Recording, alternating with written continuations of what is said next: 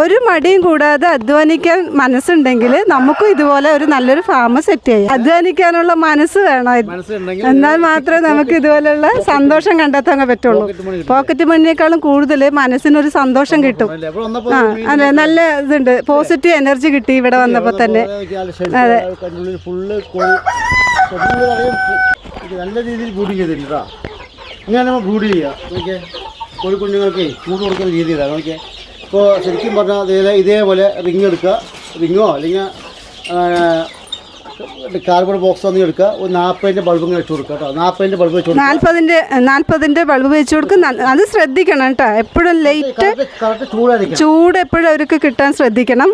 വെള്ളം ഇത് തളിരാത്ത കോഴിക്കുഞ്ഞുങ്ങളാണ്. അപ്പോൾ ചൂട് വേണമെങ്കിൽ ചൂട് വേണമെങ്കിൽ മാറി നിൽക്കും വേണം. അത് ഫുൾ ടൈം തീറ്റ, അതിനാവശ്യം തീറ്റ വെച്ച് കൊടുക്കുക. അത് തീറ്റപാത്രം വെള്ളപാത്രങ്ങളിലെ വെള്ളം ഒരു കുടിച്ചോളൂ, തന്നെ കുടിച്ചോളൂ.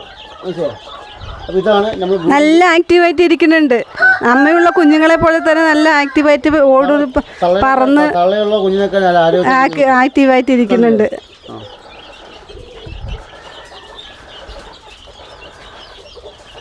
ഇതൊക്കെ സെയിൽ ചെയ്യാൻ വെച്ചിരിക്കുന്നതാണ് കേട്ടോ.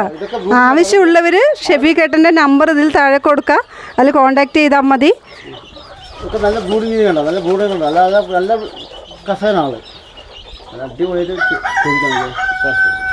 മഴ ഒന്നും കൊള്ളില്ല, സ്മെല്ല് പോലും ഉണ്ടായി. നോക്കിയാൽ സ്മെല്ലുണ്ടോ? ഇല്ല, സ്മെല്ലൊന്നുമില്ല. കോഴികളുണ്ട്, 10-300 കോഴി മേലെ ഉണ്ടാവും. കുട്ടികളെ കുട്ടികൾ 40 കോഴി മേലെ ഉണ്ടാവും. ഉണ്ട്. നല്ല സ്മെല്ലോ ഇല്ല, ഒന്നുമില്ല. അതെ, നല്ല നീറ്റായിട്ടിരിക്കണ്ട.